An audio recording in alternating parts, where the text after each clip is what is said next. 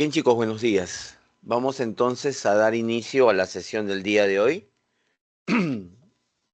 Eh, Empezando con educación cívica. Ya estamos en la semana 14. Miren, ya estamos, pues, como les dije la otra vez, en la recta final, ¿verdad? Ya nos queda pocas semanas nada más para terminar este semestre, ¿no? Que espero que les sea bastante beneficioso para que ustedes afronten con éxito, ¿no? El examen de admisión. ¿Correcto, chicos?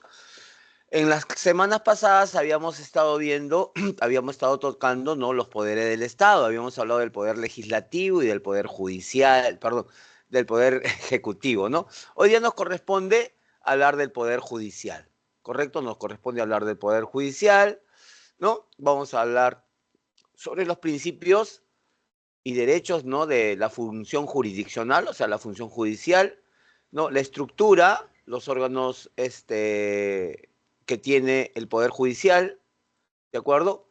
Y la labor de los jueces y la justicia de paz, ¿de acuerdo? Muy bien, chicos. Entonces vamos a iniciar con el Poder Judicial. ¿Sí? Muy bien. Como estamos viendo, ¿no? La potestad de administrar justicia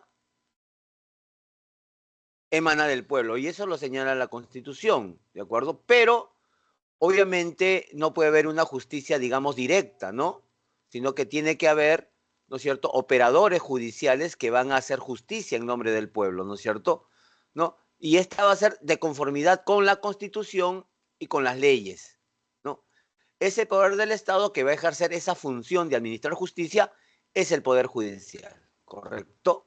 Que tiene una estructura, ¿de acuerdo? Ahora, creo que aquí no está, pero es necesario, importante saber, a ver cómo está. A ver, no, no está. No está, pero lo voy a señalar, chicos, ya, para que ustedes lo tengan en cuenta, porque también está en la separata, ¿no? En la separata, en el segundo párrafo, no, en el primer párrafo, ¿no? Se habla de una justicia, chicos, se habla de una justicia militar y una justicia policial, ¿de acuerdo? Una justicia militar y una justicia policial. Muy bien. Los miembros de las Fuerzas Armadas y de la Policía Nacional tienen, digamos, su propia justicia, ¿correcto? Pero, chicos, cuando ellos cometen una falta o un delito relacionados con sus funciones, lo que se conoce como el nombre de delitos de función. ¿De acuerdo, chicos? Voy a poner un ejemplo. ¿Sí me están escuchando, no? Quisiera yo que me digan, por favor. Sí, ¿no? Sí, profesor. Sí, profesor, sí se le escucha. Ya, correcto, correcto. Muchas gracias. Claro. Ya, miren, voy a poner un ejemplo, ¿no? Imaginemos que hay un oficial de la policía, está con su uniforme, ¿no? Su uniforme de reglamento, su pistola de reglamento, ¿no es cierto? Y intempestivamente llega a su casa, ¿no es cierto? Y encuentra a su señora con su amante, digamos. El policía, lleno de cólera, saca su arma de reglamento y le da muerte a los dos. Le da muerte a los dos. Pregunto, hijitos, ¿quién lo va a juzgar por ese asesinato que ha cometido? ¿El Poder Judicial o la justicia militar y policial? Policía militar y policial. Justicia, Hijos, pregunto justicia yo, policial. pregunto yo, pregunto yo, y eso creo que no hay necesidad de conocerlo porque se infiere, se infiere. Un policía, dentro de sus funciones está asesinar a su esposa. Obviamente que no, ¿verdad? No es una función del policía el asesinato. Por lo tanto, él está cometiendo un delito común. Viejitos, un delito común. Ha asesinado a dos personas. Por lo tanto, él va a ser procesado como cualquier persona por el Poder Judicial. ¿De acuerdo, chicos? ¿Ya? Ahora voy a poner un ejemplo de delito de función. Ustedes saben que los policías tienen muchas funciones, pero la principal es dar seguridad a las personas, ¿no es cierto?, al interior del país, ¿correcto? Imaginemos que también hay un oficial que es comandante de una comisaría, comisario de un puesto policial en un distrito, y resulta que él, por su cumpleaños, le da día franco, día libre a todo su personal de la comisaría. Le dice, este día por mi cumpleaños voy a ser buenito, todos se van a su casa. Y la comisaría queda sin atención. Y ese día llega gente a la comisaría para denunciar robos, para denunciar de repente agresiones, denunciar un delito y no encuentra a nadie. Correcto, no encuentra a ningún policía en la estación. Se quejan y resulta de que viene inspectoría y encuentra eso. No hay ningún efectivo policial en la comisaría para atender a las personas, darle seguridad a las personas. No ha habido patrullaje, no ha habido absolutamente nada. Entonces, ahí los policías, no solamente el oficial, sino los policías están cometiendo un delito de función. Un delito que tiene que ver con su trabajo. Ya, chicos, con su trabajo. Otro ejemplo que puedo poner un delito de función. Cuando uno, y esto también es, ustedes lo infieren y ustedes lo saben, ¿no? Es tácito. ¿Puede ir una persona al trabajo en estado etílico? No, no. De repente, hay policías que van a su trabajo, están en estado etílico o comienzan a libar licor en la comisaría. Están cometiendo un delito de función. ¿De acuerdo, chicos? Entonces, cuando un policía, un miembro de las Fuerzas Armadas, ¿de acuerdo? De la Marina, del Ejército, de la FAP, cometen un delito de función, quien los va a procesar es la justicia militar o si son los policías, la justicia policial. ¿De acuerdo? Pero no se olviden, delito de función, ¿correcto, chicos? Cuando cometen, supongamos, yo soy policía, y integro una banda, y con esa banda yo robo, ¿no es cierto? ¿Qué estoy cometiendo? Un delito común, ¿correcto? Me va a procesar el Poder Judicial, ¿correcto, chicos? ¿Ya? No se vayan a olvidar de eso, ¿ya? Entonces, hay que diferenciar un delito común con un delito de función. El delito de función tiene que ver con su trabajo, con sus obligaciones, no cumplirlas, ¿de acuerdo? O cumplirlas a medias, ¿de acuerdo, chicos? Eso es lo que hay que diferenciar. Y luego también tenemos, que lo hemos tratado también, ¿no? La justicia arbitral. Arbitral. Cuando nosotros tocamos el tema de resolución de conflictos, ¿se acuerdan ustedes? Hablamos de la mediación, hablamos de la negociación y hablamos de, ¿cuál era el otro? Ay, se me va ahorita. Conciliación. Gracias, la conciliación. En este semestre se ha hablado de uno nuevo, que es el arbitraje. Y el arbitraje, recuerden ustedes, es para temas contractuales.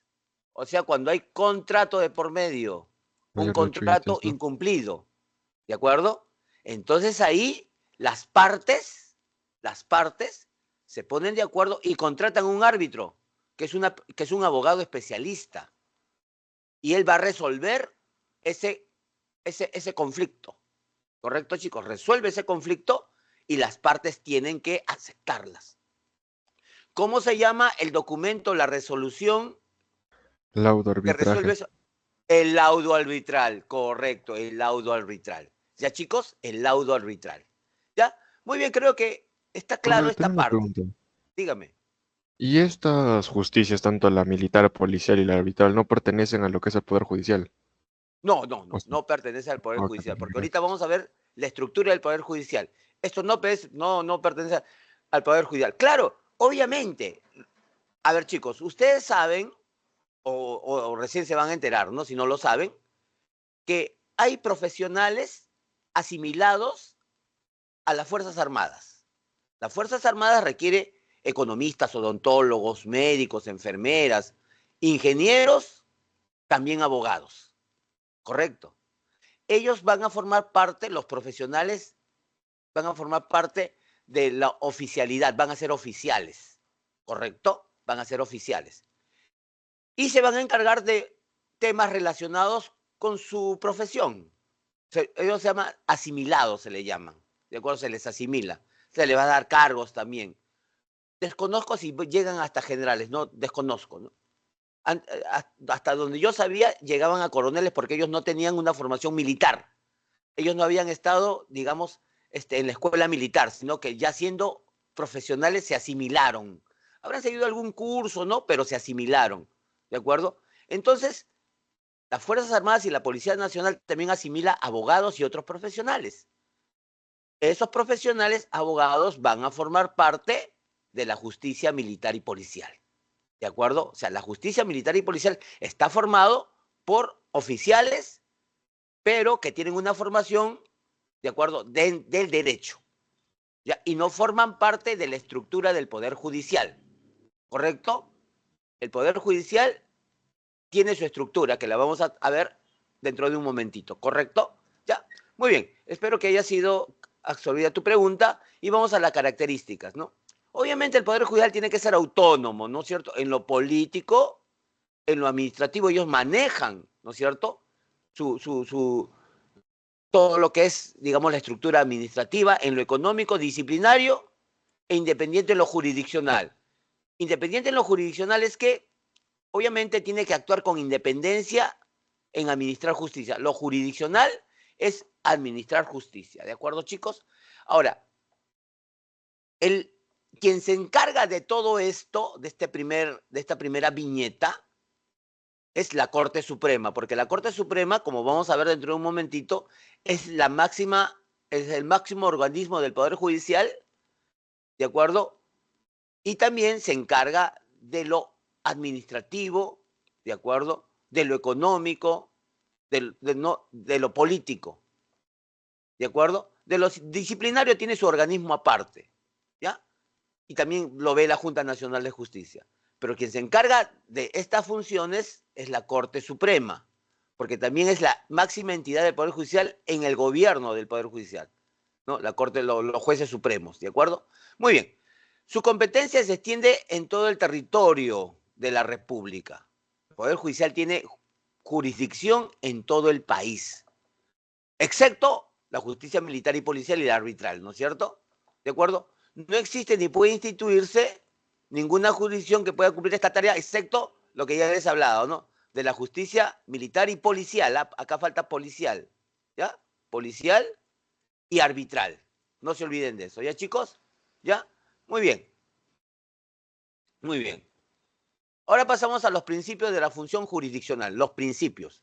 Cuando hablamos nosotros de la labor jurisdiccional y de administrar justicia, ¿no es cierto?, se tiene que seguir irrestrictamente con los siguientes principios y derechos. Algunos están dentro de la Constitución Política del Perú, como por ejemplo la presunción de inocencia. Todos somos inocentes hasta que se demuestre lo contrario, chicos. En un proceso judicial se tiene que demostrar nuestra culpabilidad. No nosotros, el acusado no debe de demostrar su inocencia, debe demostrar la culpabilidad. Por eso todos somos inocentes hasta que se demuestre lo contrario. Y finalmente, quien va a determinar si una persona es culpable o inocente es un proceso judicial, ¿correcto? Que finalmente va a determinar, va a elaborar un documento que se llama resolución o sentencia judicial, ¿no? ¿De acuerdo? Entonces, ahí sí nos van a decir si somos inocentes o culpables, ¿de acuerdo? Entonces, siempre hay una presunción de inocencia, ¿correcto? No ser condenado en ausencia, chicos.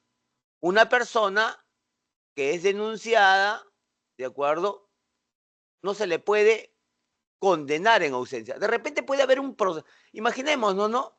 Como, a ver, de repente ustedes saben que hace unos años, unos 3, 4 años, ocurrió un escándalo en el Poder Judicial de un caso llamado los cuellos blancos, ¿no es cierto? Los cuellos blancos, ¿no es cierto? Entonces, estaban implicados jueces superiores, jueces supremos, fiscales y personas muy importantes, ¿de acuerdo? ¿De acuerdo? Entonces, dentro de todo ese grupo de personas comprometidas en este proceso, había un juez supremo, César Inostroza Pariachi, el conocido hermanito, porque él siempre cuando hablaba con las otras personas hablaba de hermanito, hermanito, decían, y por eso quedó con esa chapa, hermanito, ¿no? César Inostroza, juez supremo, implicado en estas situaciones, ¿no?, feas. ¿Qué es lo que pasó? Terminó huyendo del país, salió del país por el Ecuador y ahorita está en Europa. Se le ha visto en Bélgica. A él no se le puede procesar. ¿Por qué? Porque él no habido, está en ausencia. ¿De acuerdo? A los otros sí, pero a él todavía no. ¿Correcto? ¿De acuerdo? Puede haber cometido el mismo delito que los otros, pero a él todavía no se le puede condenar, no se le puede dictar sentencia. ¿Por qué? Porque tiene que estar presente, ¿de acuerdo? Y también hacer los descargos respectivos, ¿de acuerdo? Entonces, por eso ese es otro principio, no se le puede condenar en ausencia. Otra cosa importante es la publicidad de los procesos. O sea, cuando hablamos de publicidad es que todos los procesos tienen que ser públicos. El día lunes se ha iniciado un proceso muy importante, probablemente sea un megaproceso por la cantidad de implicados que hay, que es el proceso a la señora Keiko Fujimori. ¿De acuerdo? Se ha iniciado este día lunes. Probablemente sean meses o hasta años que dure este proceso por lo complejo del proceso. ¿De acuerdo? Porque son casos que vienen desde el año 2011, 2016, miren. Ya estamos en el 2024 y recién empieza el juicio oral. Ustedes saben que los juicios tienen etapas, ¿no es cierto? La fase investigatoria, la fase preparatoria y ahora la fase oral, ¿correcto? Y en la fase oral va a demorar probablemente 2 o 3 años posible, ¿no? ¿De acuerdo? Ahora, esos procesos la han estado pasando en directo. Yo la otra vez prendí el celular y veo ahí que los canales de YouTube estaban pasando el proceso que se le está siguiendo, el juicio oral a Keiko Fujimori y a un grupo de personas. Por eso todos los procesos tienen que ser públicos, ¿de acuerdo? Tienen que ser, digamos, no secretos. Salvo que de repente el juez acepte un pedido, ¿no?, de una persona. Puede haber de repente un caso, ¿no? De repente una persona muy importante, que de repente un caso que tiene que ver con su intimidad, ¿no? Que de repente intimidad sexual, ¿no? Entonces puede pedirle al juez que su caso sea reservado, ¿no? Que no sea público, digamos. El juez puede acceder, puede acceder. Eso ya depende, ya está en manos del juez que el caso sea, digamos, reservado, ¿no? Pero la mayoría de los casos, ¿no?, sobre todo de procesos penales, ¿no?, son juicios públicos. Y por eso, hasta, como vuelvo a repetir, los televisan, ¿no? Como lo que pasó también cuando a Fujimori regresó al Perú, era televisado el proceso judicial, ¿no es cierto? ¿De acuerdo? Entonces tiene que haber publicidad, ¿de acuerdo? Otro, no dejar de administrar justicia por vacío o deficiencia de la ley. A ver, le voy a poner un ejemplo. Voy a ponerle un ejemplo. Yo soy un abogado, conozco al derecho y al revés el Código Penal, ¿correcto? Y yo, al conocer todos los delitos que están en el Código Penal, invento un delito que no está en el Código Penal, ¿correcto? Aplico ese delito, perjudico a personas, ¿de acuerdo? Porque un delito tiene que haber, ¿no? Cuando se comete un delito tiene que haber personas, ¿no?, que tienen que ser perjudicadas, afectadas, ¿no es cierto? Entonces, afecto, perjudico a personas y ellas me denuncian. Y me abren un proceso, ¿correcto? Ya estando en el proceso, yo le digo al señor juez, ¿qué delito he cometido? Dígame usted qué delito he cometido que esté en el Código Penal. Entonces el juez va, obviamente, ver el Código Penal y no hay un delito. O sea, no hay un delito como el que el señor ha cometido. Entonces le digo, ¿por qué me va a procesar? ¿Por qué me va a condenar si no hay ningún delito? en el Código Penal. Entonces, ante esa situación, ¿correcto? El juez tiene que dictar sentencia. ¿Por qué? Porque ha habido personas afectadas, ha habido personas perjudicadas, ¿correcto? Que es una característica del delito. Entonces el juez va a administrar justicia. Y entonces, ¿qué sanción le va a dar? Le va a dar la sanción que le corresponde al delito más parecido, correcto, al delito más parecido al que la persona cometió. Entonces, le va a dar la misma sanción. Por eso, ante una situación de ese tipo, correcto, siempre se tiene que administrar justicia. Por eso, no dejar de administrar justicia. Por vacío o deficiencia en la ley. Hay un vacío, pues. En el ejemplo que yo le estoy poniendo, hay un vacío.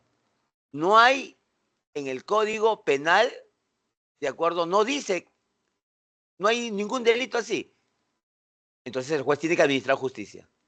Y le da a dar la sentencia del delito más parecido. ¿Correcto, chicos? ¿Ya? Luego hay otro, no ser procesado sin proceso judicial. Obviamente, pues, ¿no es cierto?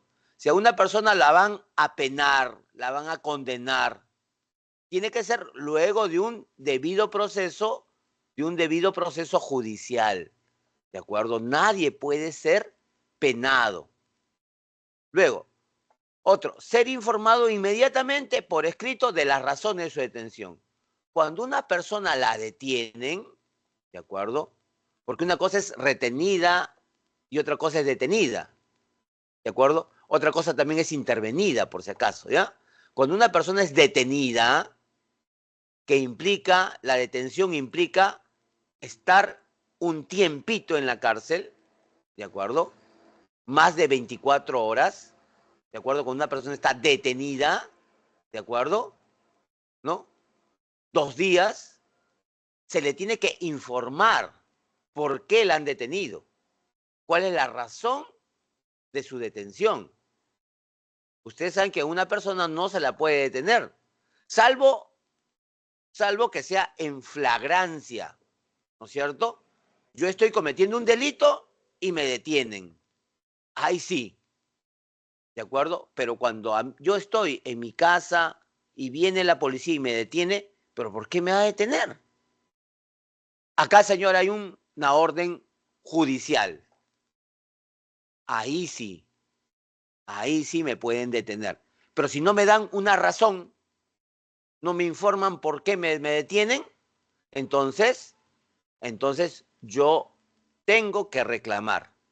Inmediatamente busco a un abogado, ¿no es cierto? Y el abogado, en este caso, ¿qué garantía constitucional presentará?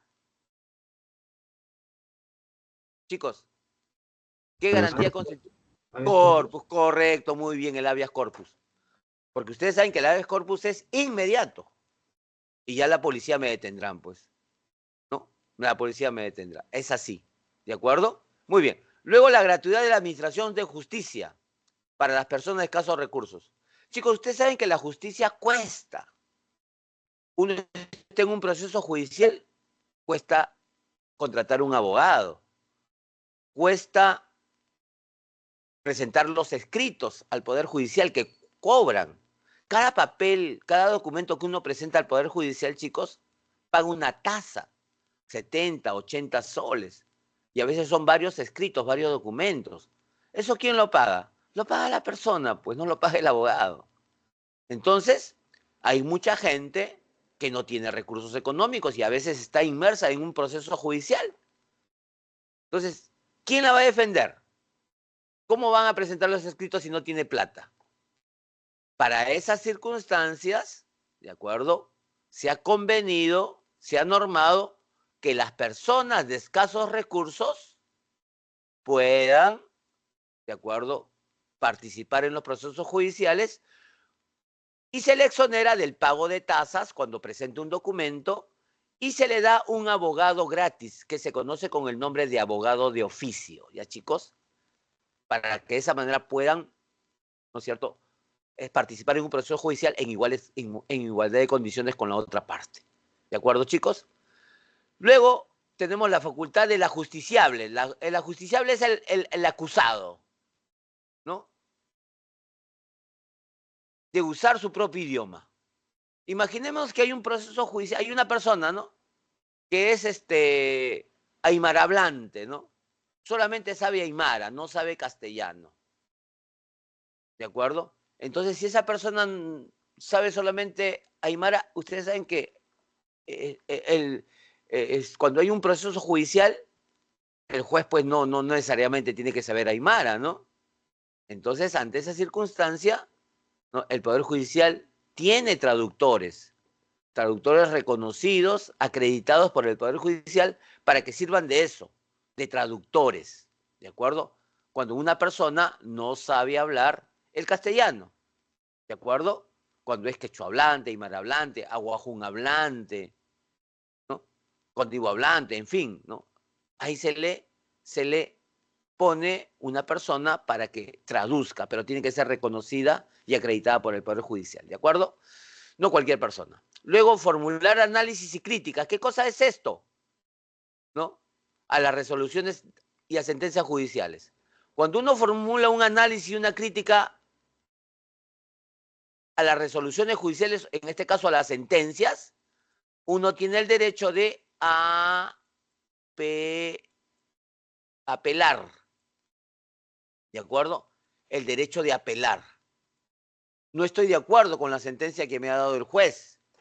No estoy de acuerdo con la prisión preventiva que me ha determinado el juez. No estoy de acuerdo con la medida cautelar que el juez me ha presentado. ¿No es cierto? Ha congelado mis cuentas bancarias, ¿no es cierto? Ha embargado mis bienes. No estoy de acuerdo. Entonces, ¿no? Procede la apelación. ¿Qué cosa es la apelación? No, la apelación es cuestionar, ¿de acuerdo? Por no estar de acuerdo con las resoluciones y sentencias judiciales. Y esa apelación, ¿de acuerdo? Esa queja no llega ya al mismo juez, sino va a la instancia superior, ¿de acuerdo? Va a la instancia superior, ¿ya? Es apelar, reclamar, no estoy de acuerdo con la sentencia o la medida que ha tomado el juez, ¿de acuerdo? Entonces, eso es. O sea, ustedes saben que los jueces también se pueden equivocar, obviamente, ¿no? Yo no estoy de acuerdo, pues, con la sentencia, entonces yo apelo, estoy criticando, ¿no es cierto?, la resolución o sentencia que el juez ha determinado en mi caso. ¿Ya, chicos? ¿Alguna pregunta hasta aquí? ¿Ninguna? ¿Ninguna? Muy bien. Pasamos a los órganos jurisdiccionales, hijitos. Los órganos jurisdiccionales. Esta es la estructura del Poder Judicial. Es una estructura de tipo jerárquica. ¿Correcto? ¿Correcto? La Corte Suprema va a estar por encima de las Cortes Superiores, la Corte Superior por encima de los jueces especializados y los juzgados de paz por debajo de los jueces especializados en su mixto. Esto no quiere decir, ¿no? Esto no quiere decir que la Corte Suprema, ¿no? Es, digamos, porque su nombre lo dice Suprema, no, es algo que no se le puede también cuestionar o decir absolutamente nada, no, también se le pueden cuestionar algunas situaciones que ellos puedan generar, ¿de acuerdo? Ahora, cuando hablamos de la Corte Suprema, ¿de acuerdo? Administra justicia o su competencia es en todo el país, ¿de acuerdo? Esto no quiere decir que hay una Corte Suprema en Tumbes, en Tacna, en Lima, en Junín, en Loreto, no. Existe solamente una Corte Suprema. Esa Corte Suprema tiene como sede Lima. Se encuentra ubicada en Lima y la sede es el Palacio de Justicia. Ahí está, esa es la sede de la Corte Suprema de Justicia. Entonces, cuando hablamos de Corte Suprema de Justicia, ¿no?, que es de competencia de todo el país, vuelvo a repetir, no significa que en todos los departamentos hay una Corte Suprema. No, solamente la Corte Suprema funciona en Lima, porque está en esa ciudad la sede que es el Palacio de Justicia. ¿De acuerdo, chicos? Muy bien. Luego tenemos a las Cortes Superiores que administra justicia en un distrito judicial, que vamos a ver dentro de un ratito qué cosa es un distrito judicial. Un distrito judicial, ¿de acuerdo? Es un territorio. A ver, el Perú, el territorio peruano ha sido dividido en 34 distritos judiciales. Usualmente un departamento es un distrito judicial, pero hay departamentos un poco que tienen un poquito más de población. Obviamente Lima. Lima entonces va a tener más de un distrito judicial. ¿De acuerdo? Piura tiene 2 distritos judiciales, Sullana y Piura. Ancash tiene 2 distritos judiciales. Chimbote y Huaraz. En total son 34 distritos judiciales, ¿de acuerdo? Luego tenemos los jueces especializados y mixtos. Son de competencia de una provincia. ¿Correcto? Cuando hablamos de jueces juzgados especializados, chicos, de juzgados especializados, estos se van a dar en las provincias que tienen, digamos, mayor población, en provincias con una buena cantidad de población. Entonces, en esas provincias, chicos, va a existir los jueces especializados. ¿Qué quiere decir esto? Que va a haber un juez en lo civil, va a haber un juez que va a resolver los casos penales, otro juez agrario, trabajo, familia, y va a haber otro juez de tránsito y seguridad vial. ¿De acuerdo? Entonces son jueces especializados. Pero hay provincias chicas que tienen poca población, entonces en esa provincia va a haber un solo juez. Ese juez va a ver todos los casos que acabo yo de mencionar. Ese es el juez mixto, ¿de acuerdo? Y administra justicia en una provincia. ¿De acuerdo, chicos? Muy bien, pasamos ahora a los juzgados de paz letrados. Los juzgados de paz letrados, ¿de acuerdo? Ellos administran justicia en un distrito político administrativo. ¿Qué cosa es un distrito político? Es el distrito donde nosotros vivimos, ¿no? Yo vivo en el RIMAC. Otro chico de repente, ¿no? Otra persona vive en Magdalena, otra persona vive en San Miguel, otra persona vive en Surquillo, otra persona vive en Chorrillos, en Barranco, en fin, en La Molina, en San Borja, en Pucusana, en San Bartolo, en Ancón, en Santa Rosa, en Puente Piedra, ya.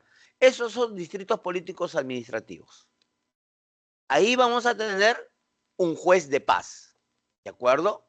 ¿Ya? Ahorita vamos a ver a qué se dedica, qué cosa hace. Chicos, todos estos jueces que trabajan en estas 4, ¿de acuerdo? Que trabajan en las 4, ¿ya? Todos son abogados, ¿de acuerdo? Todos son abogados. Necesariamente todos son abogados. Están en la carrera judicial, ¿de acuerdo?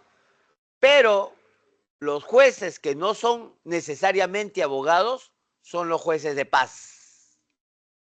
Los jueces de paz administran justicia en un centro poblado, en un lugar alejado, donde no hay un juez de paz, ¿de acuerdo? Donde no hay un juez de paz letrado, ¿ya? Ellos administran justicia. ¿Y por qué tiene que administrar justicia una persona que no es abogado? Es porque tiene ciertas características el lugar. Su lejanía, la característica de los pobladores, hasta su cultura, ¿de acuerdo? Y sobre todo porque no hay un juez de paz letrado, pues.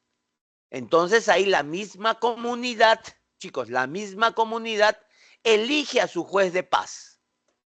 Obviamente hay requisitos, hay condiciones, ¿de acuerdo? Las condiciones es que tiene que saber el idioma. Si está en Amazonas, ahí la gente habla guajún. Entonces tiene que saber el idioma. Residir como mínimo 3 años. ¿De acuerdo? No ser miembro de la Fuerza Armada ni de la Policía Nacional. No tener cargo público. No ser alcalde, regidor. ¿No es cierto? Y eso, pues, ¿no? No. Y otras cosas más, ¿no? Pero tiene ciertas condiciones. Es el único juez que no necesariamente es abogado, el juez de paz. Y administra justicia de acuerdo a su cultura también y a sus condiciones, como vamos a ver dentro de un momentito. ¿De acuerdo, chicos? Ya, entonces no se olviden. Un distrito judicial, ¿de acuerdo? No es lo mismo que un distrito político administrativo. Un distrito judicial es una demarcación territorial es un territorio creado por el Poder Judicial para administrar justicia. En el territorio nacional, en todo el Perú, hay 34 distritos judiciales. Usualmente un departamento es un distrito judicial. ¿De acuerdo, chicos? No se olviden de eso. ¿Ya? ¿Alguna pregunta? ¿Está claro? ¿Está claro, hijitos? Ya. Pasamos entonces a la Corte Suprema. La Corte Suprema, chicos. Cuando hablamos nosotros de la Corte Suprema, ¿de acuerdo? Estamos hablando, ¿de acuerdo?, de el máximo nivel de del Poder Judicial. Su sede, como le dije, se encuentra en Lima, está integrada por 20 jueces supremos. Y los 20 jueces supremos, chicos, integran salas. 3 jueces integran diversas salas. Sala penal, hay una sala civil integrada también por otros jueces y otra sala de derecho constitucional y social. ¿Correcto? ¿De acuerdo? Esas son las salas que integran los jueces supremos. ¿Correcto? Muy bien. ¿Qué casos ven ellos? ¿Qué casos ven ellos? No.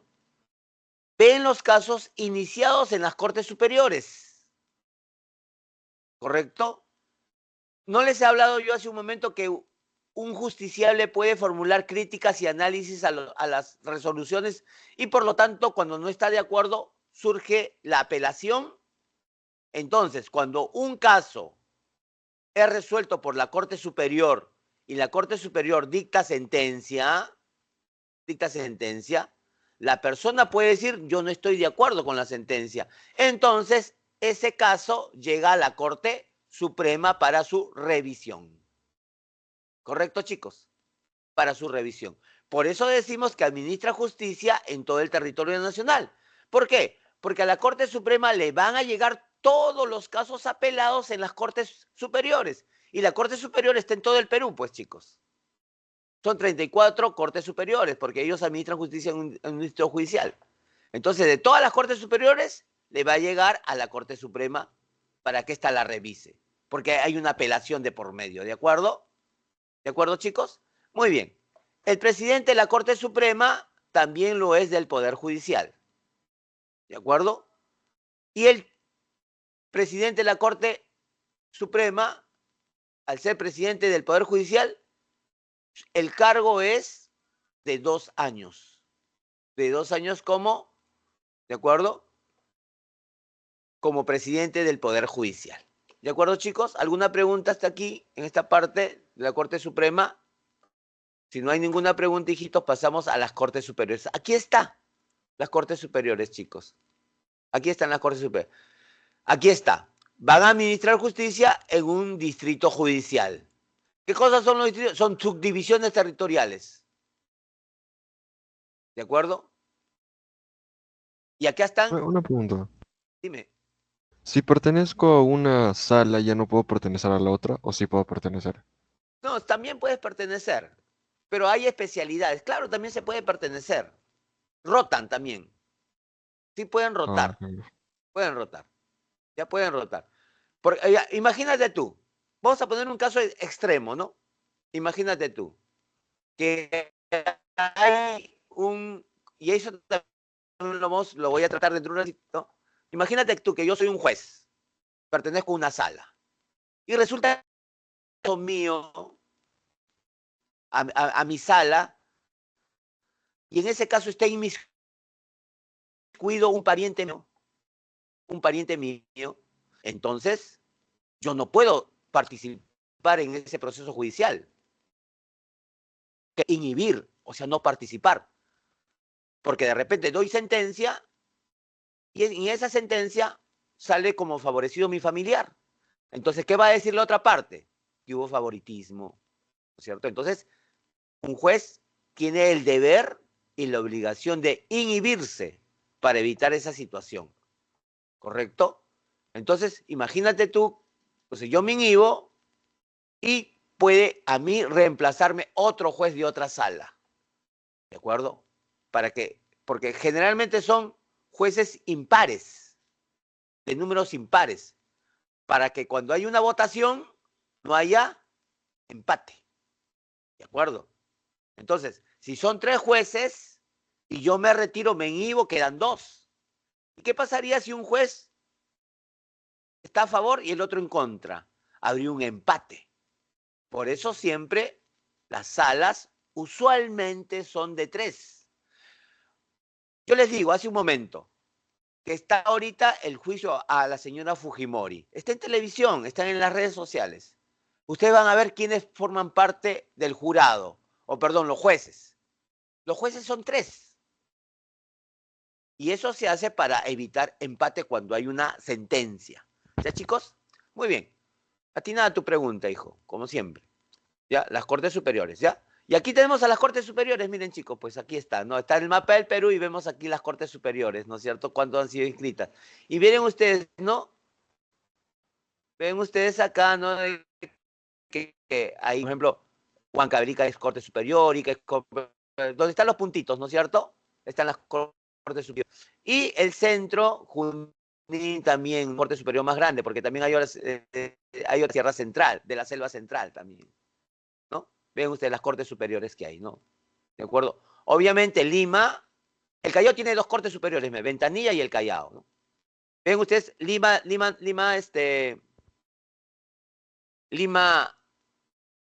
las provincias de Lima del Norte, que están acá, tienen su Corte Superior, que está en Huaura.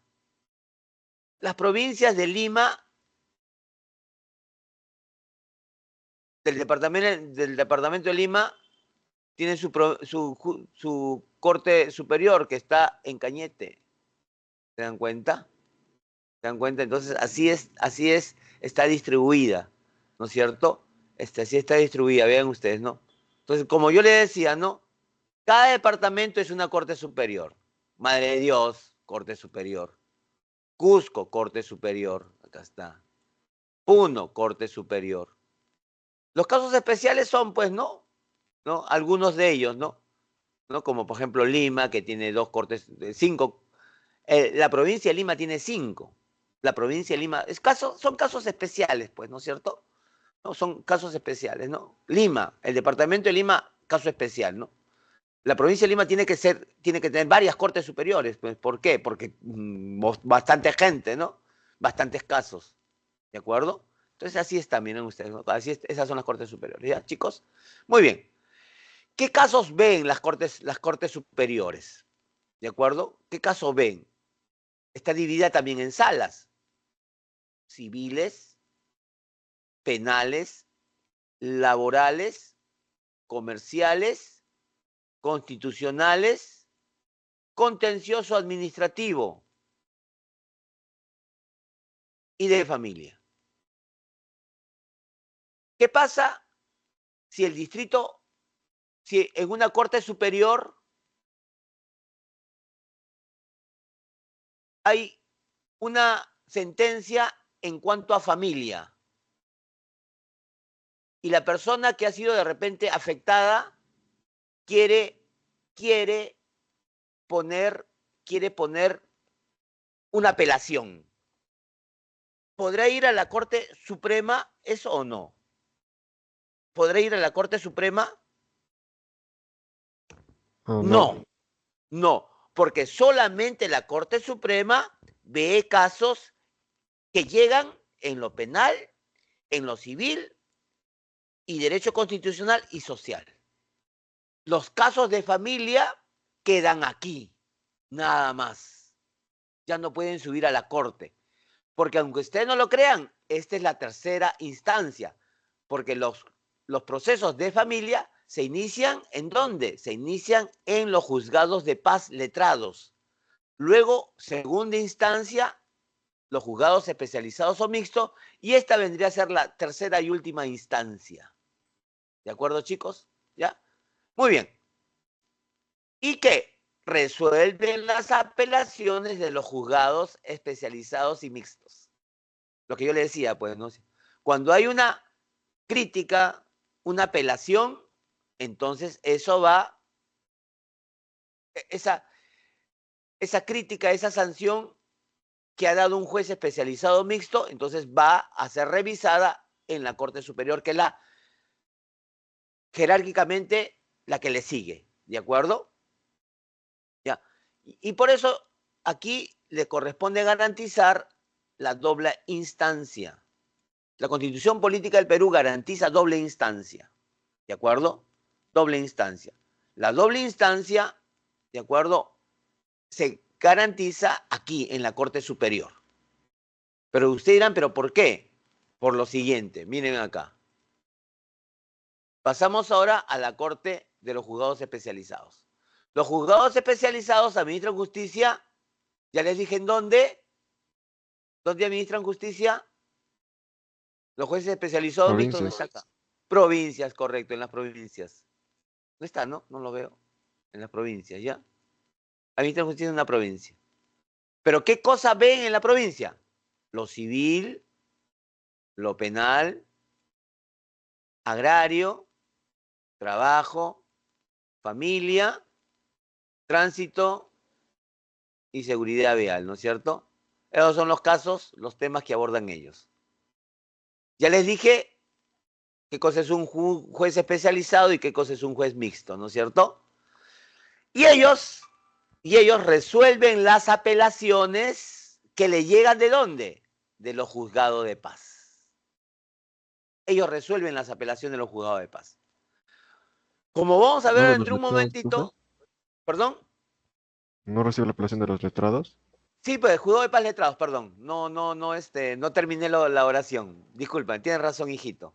De los juzgados de paz letrados. Gracias, gracias. Gracias por la acotación. Muy bien. Entonces, miren. Los jueces de paz letrados ven varios casos. Entre ellos ven principalmente familia. Familia.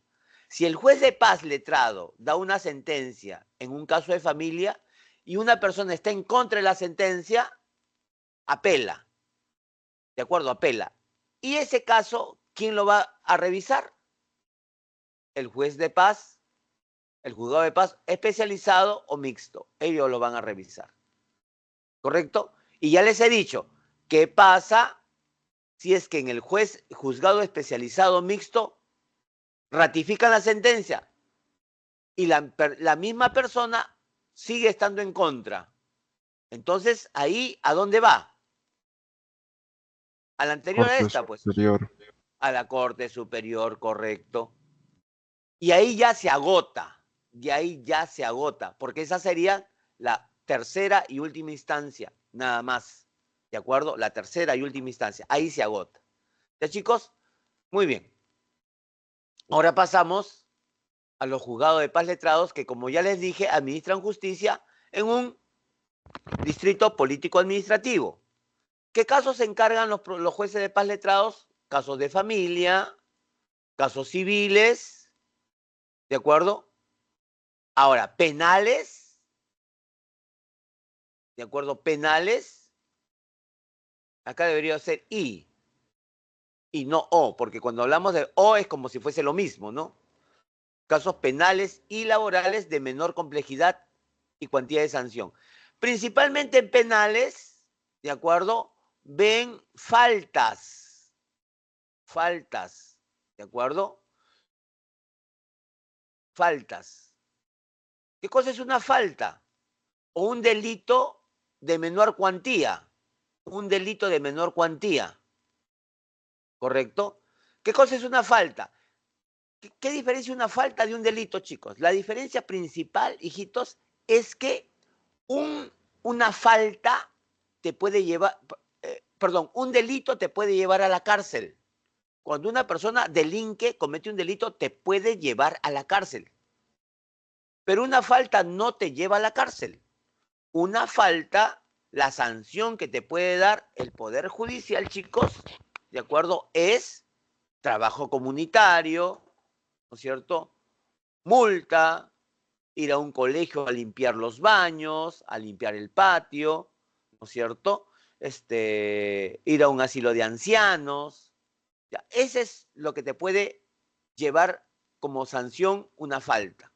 Un delito te lleva a la cárcel, ¿de acuerdo? Pero aquí vemos también delitos de menor cuantía, ¿de acuerdo? Cuando se habla de menor cuantía, chicos, estamos hablando de repente de un hurto que es menor a un sueldo básico, ¿correcto? ¿Cuál es la diferencia entre un hurto y un robo? Ustedes lo saben perfectamente, ¿no? Un robo es Violencia. cuando no Violencia. hay violencia, violencia principalmente, ¿de acuerdo? Un robo es cuando hay violencia. Un hurto es cuando ustedes están supongamos, ¿no? En el bus, tienen su celular en su bolsillo y alguien le saca el celular y ustedes no se dan cuenta. Ese es un hurto, no ha habido violencia, ¿de acuerdo? No ha habido violencia. ¿Será hurto será robo cuando una persona está con su celular y viene una persona y la amenaza con un arma blanca a que le entregue el celular? ¿Ese es hurto o eso es robo? Robo. Claro, robo, pues. Porque ha habido violencia. Claro que ha habido violencia, pues. La violencia no es solamente, como hemos visto nosotros, agarrarte a golpes, meterte un balazo, pegarte, ¿no? Psicológica también, ¿no? Claro, violencia psicológica, obviamente, pues, ¿no es cierto?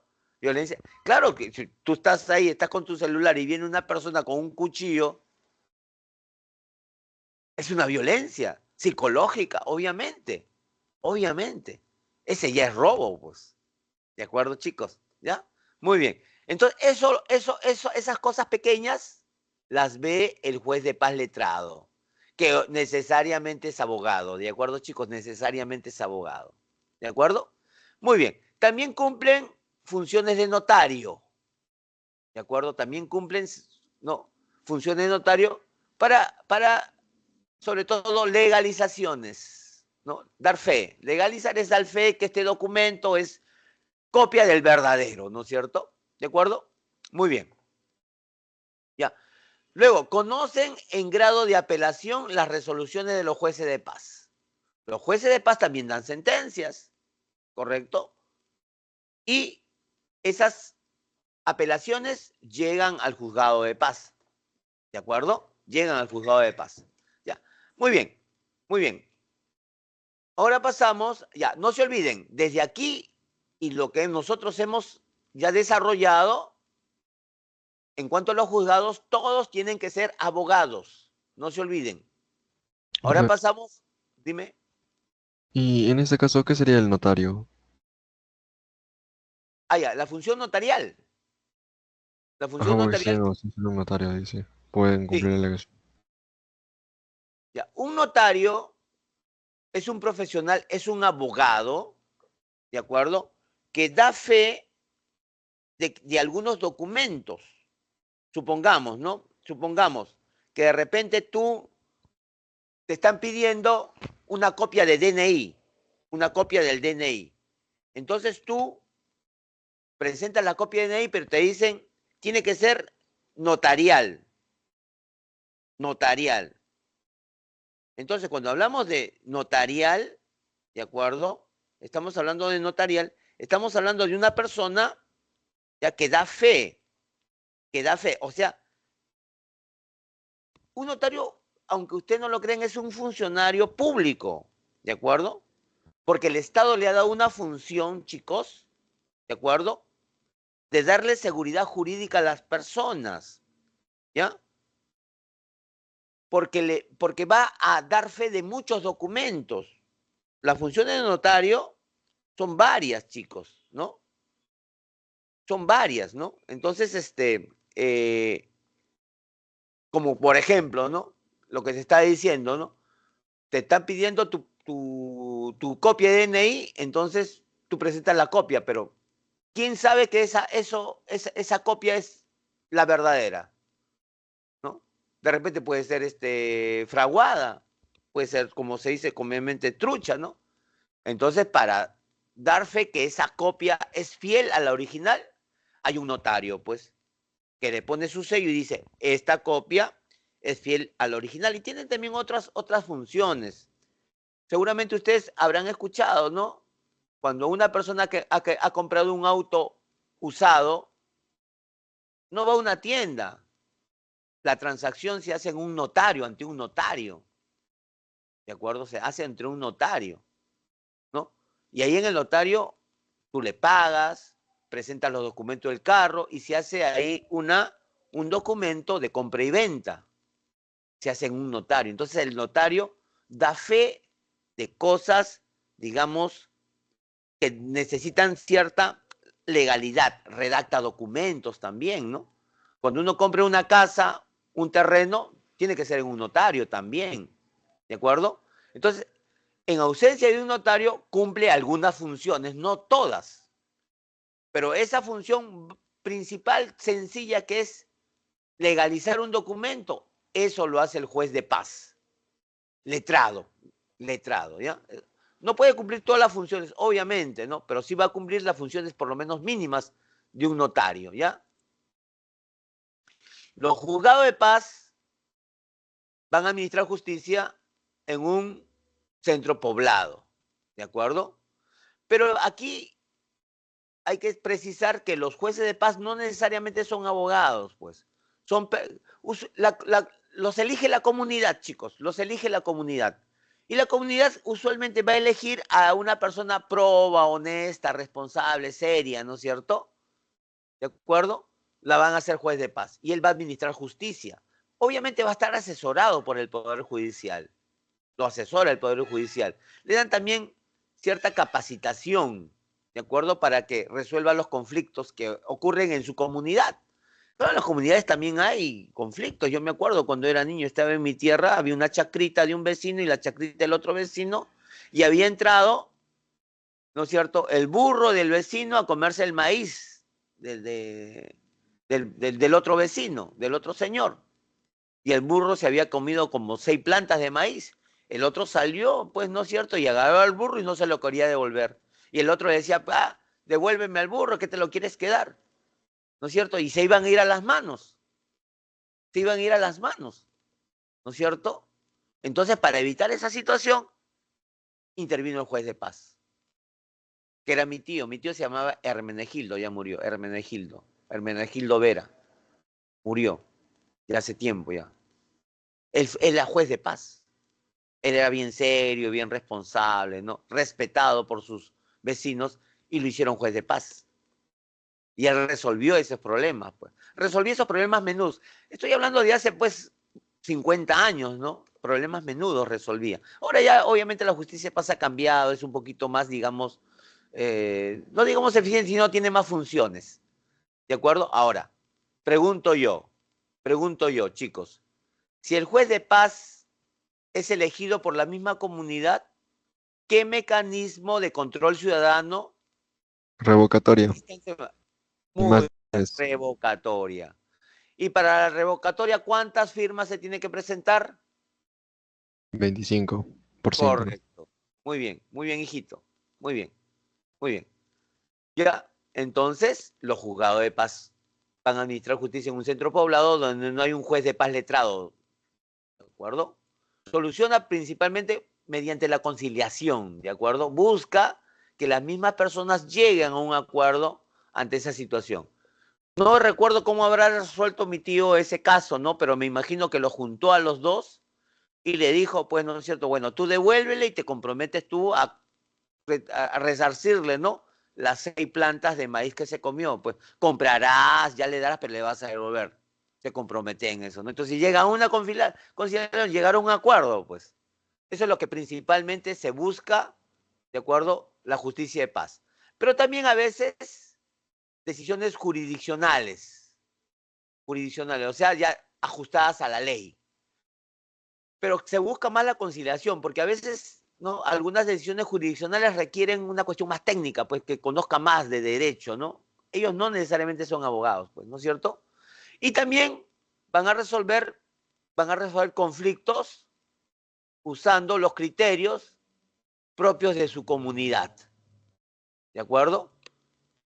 Pero no que estos criterios propios de la comunidad no lesionen o violen los derechos humanos. Nosotros estamos viendo últimamente, ¿no?, de que hay en algunos lugares del Perú hay lo que se le llama las rondas campesinas.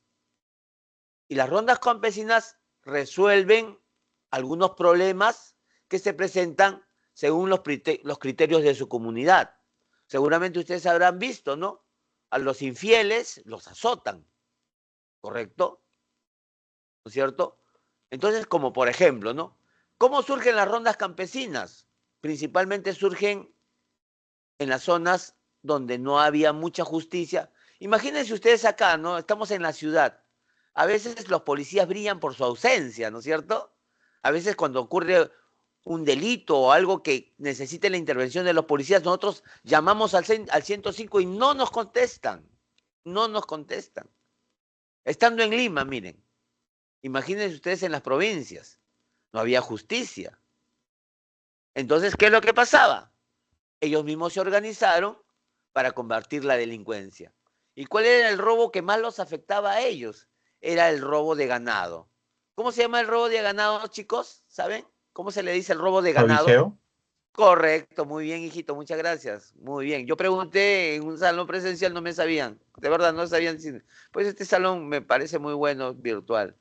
Son ustedes tienen bastante conocimiento y espero que verdad ingresen a San Marcos, pues se necesitan chicos como ustedes.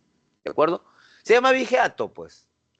Entonces había mucho robo, entonces no había policía, no había justicia, entonces se organizaron ellos para combatir ese tipo de robo llamado vigiato. Y fue así como surgen las rondas campesinas y luego se abocaron también a otros casos de robos menores, de infidelidades, y usaban ¿qué cosa? El azote. ¿De acuerdo? Obviamente, si agarraban a un abigeo ya era pues un delito más fuerte, ¿no es cierto? Ya, si es que ellos había la oportunidad, los llevaban ¿a dónde? A la comisaría, pues, ¿no? ¿No? Entonces sí, ya es un robo más fuerte. No es como de repente otro robo de menor cuantía, ¿no? Que entraste a la chacra de una persona y te llevaste pues tres maíces, ¿no? No, es otra cosa distinta, pues, ¿no? Ahí sí ya los llevaban ya a la comisaría, ¿no? Entonces, como vuelvo a repetir, ellos van a también administrar justicia de acuerdo a los criterios que tienen ellos y a su cultura, pues, ¿no es cierto? Pero siempre y cuando no lesionen los derechos humanos, no violen los derechos humanos, ¿de acuerdo? Obviamente, agarran pues a una persona infiel y no lo van a paliar y le van a dejar parapléjico, ahí sí no vale, pues, ¿no? Eso sí no se permite, pues. O que le rompan el brazo, o que lo torturen, no, pues, ¿no? Entonces van a usar los criterios propios de su comunidad, pero siempre y cuando no violen o violenten los derechos humanos y las normas, ¿de acuerdo? Muy bien. Como dice acá, el juez de paz ejerce sus funciones sin pertenecer a la carrera judicial, o sea, no necesariamente tiene que ser abogado. La elección es directa y democrática, por lo mismo. ¿Qué casos puede tocar?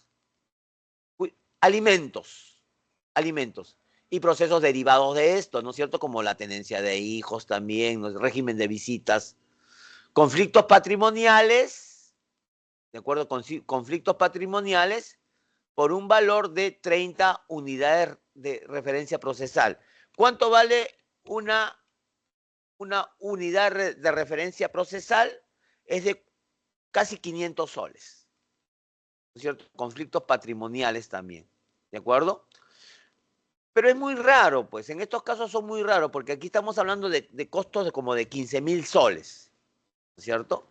Como estamos hablando de zonas rurales, centros poblados, donde no hay mucha, digamos, fortuna que digamos, estos casos son un poco difíciles que se den, pero cuando se dan, el tope es 30 unidades de referencia procesal, y vuelvo a repetir, cada unidad de referencia procesal equivale a 495 soles, ¿correcto? Luego, faltas cuando no exista un juez de palestrado, faltas, ¿de acuerdo? De repente una injuria, una calumnia, ¿no es cierto? Un insulto grave.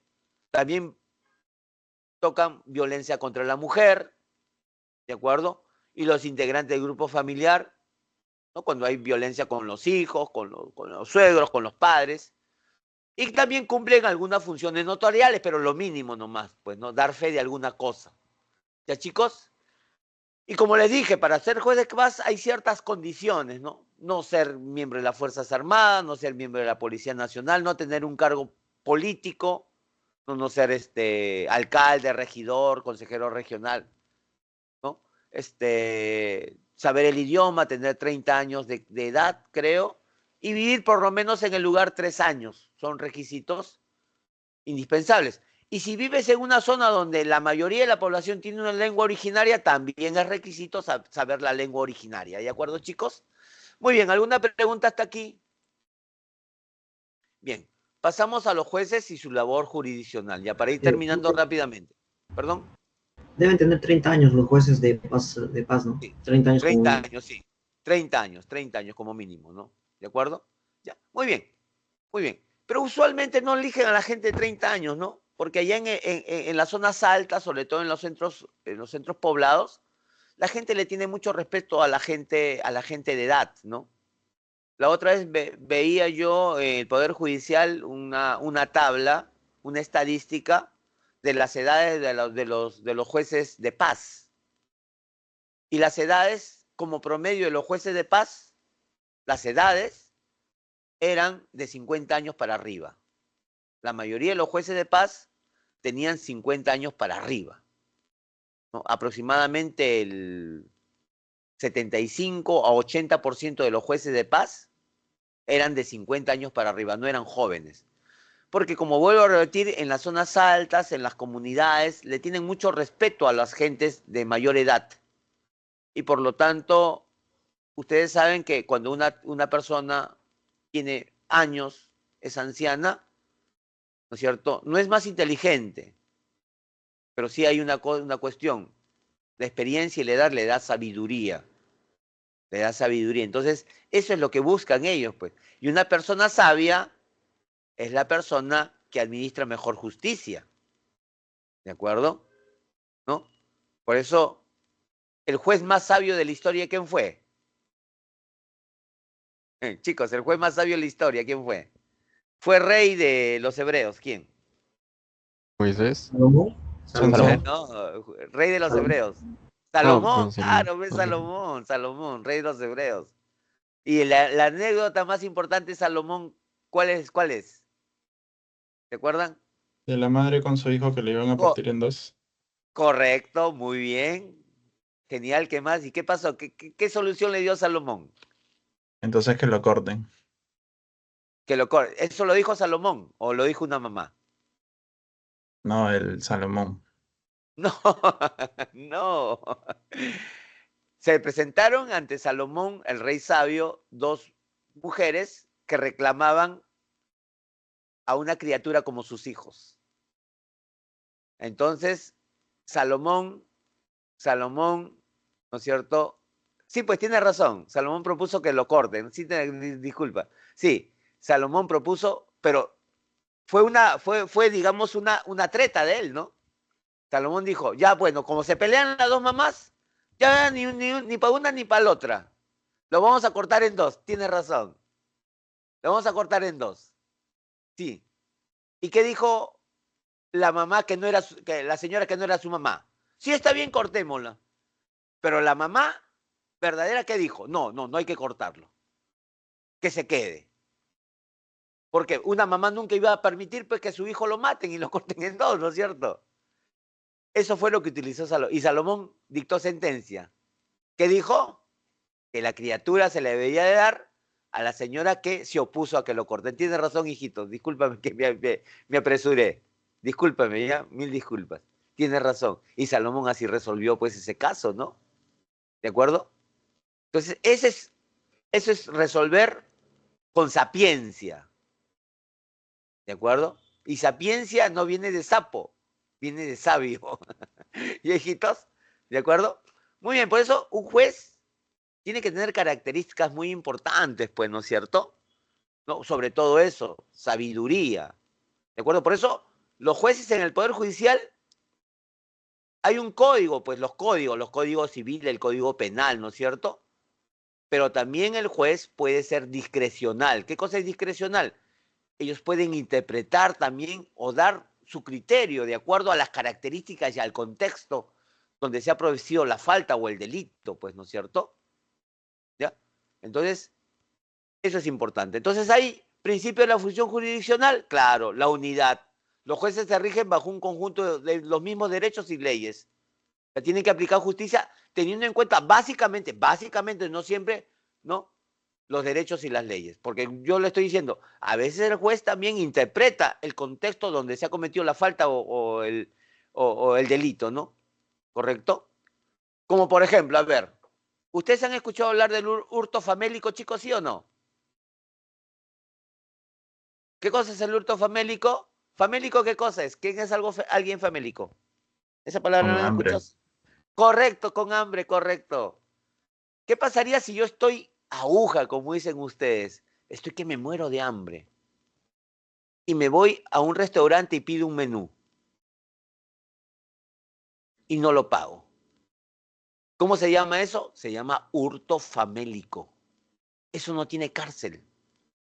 No tiene sanción también. ¿Por qué? Porque estás cometiendo eso para saciar y satisfacer una necesidad que te puede matar. Eso se llama hurto famélico. ¿De acuerdo?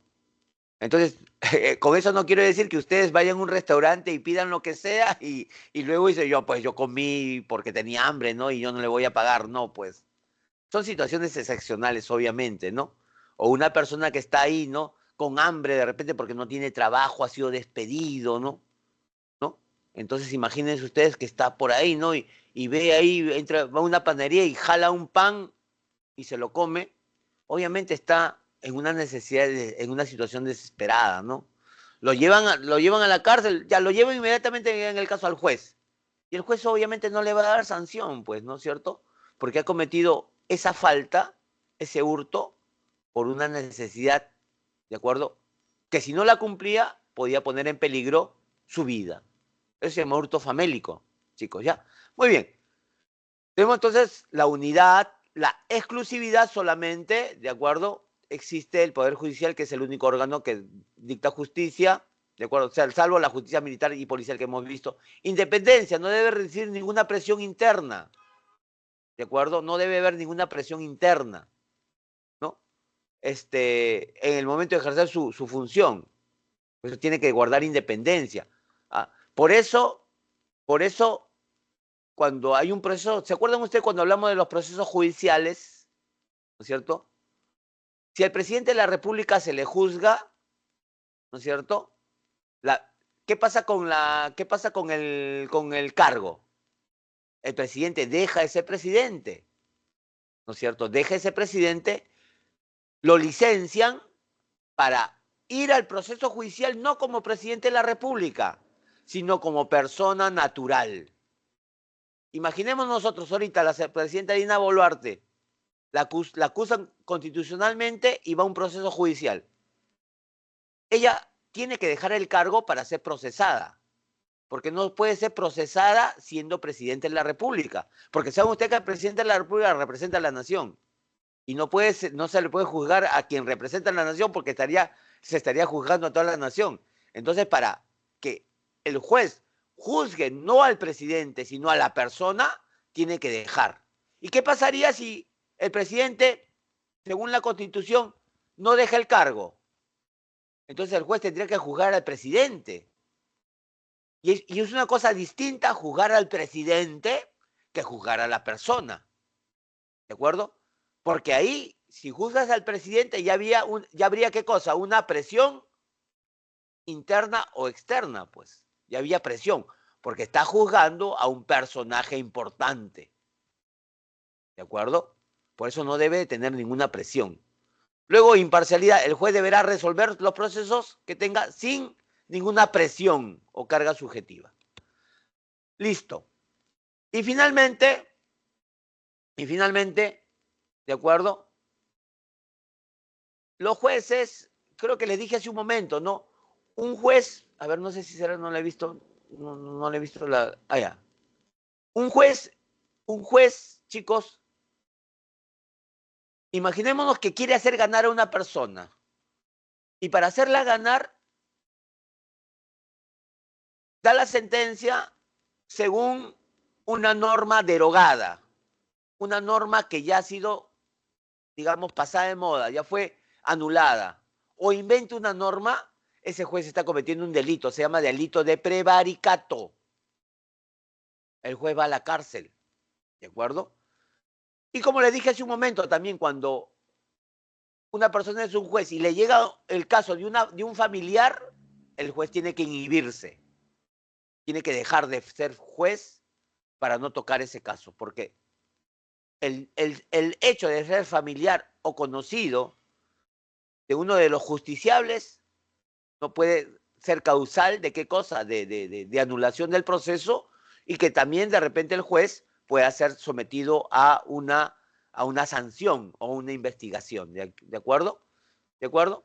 Muy bien, muy bien. Entonces, eso es lo que podemos hablar de esta parte y vamos a los ejercicios. Aquí están los ejercicios. Pasamos porque ya no tenemos mucho tiempo, chicos. ¿Ya? Y acá están las claves para que tomen un pantallazo, hijitos, y de esa manera puedan ustedes tener las claves de los ejercicios propuestos. Hijitos, muy bien, pasamos ahora a geografía. Y en la geografía vamos a hablar de las actividades económicas, pero del sector, de los sectores secundarios y terciarios, ¿de acuerdo? Muy bien. Pasamos entonces rápidamente a la industria peruana, ¿no? La industria peruana, chicos, ¿de acuerdo? Es una actividad económica, obviamente, que básicamente va a implicar, básicamente va a implicar la transformación de materias primas en productos manufacturados, que pueden ser bienes finales o bienes intermedios, ¿de acuerdo? Bienes intermedios son lo que se conoce con el nombre de insumos, ¿de acuerdo? Y los bienes finales ya son para consumo, ¿correcto, chicos? ¿Ya? Mediante la aplicación de procesos tecnológicos que le van a dar un mayor valor agregado. La industria es muy importante, claro, la industria es muy importante, chicos. Es la palanca del desarrollo, ¿correcto? Es la palanca del desarrollo. A ver, les voy a poner un ejemplo que espero que no me implique mucho tiempo. Inmediatamente, ahorita. Le voy a hacer una pregunta y me lo dicen, ya, por favor. Alguien que se atreva a decirme, ¿ya? Sin consultar, por favor, a San Google. A San Google. Alguien, así, pero ahorita, que no le dé tiempo para que consulten. ¿Alguien me podría decir, pero ahorita, tengan una idea ahorita, de cuánto cuesta una tonelada de hierro? Una tonelada de hierro, a ver, alguien que se atreva, 1, 2, 3, ya. ¿1 millón de qué? De soles. Dólares.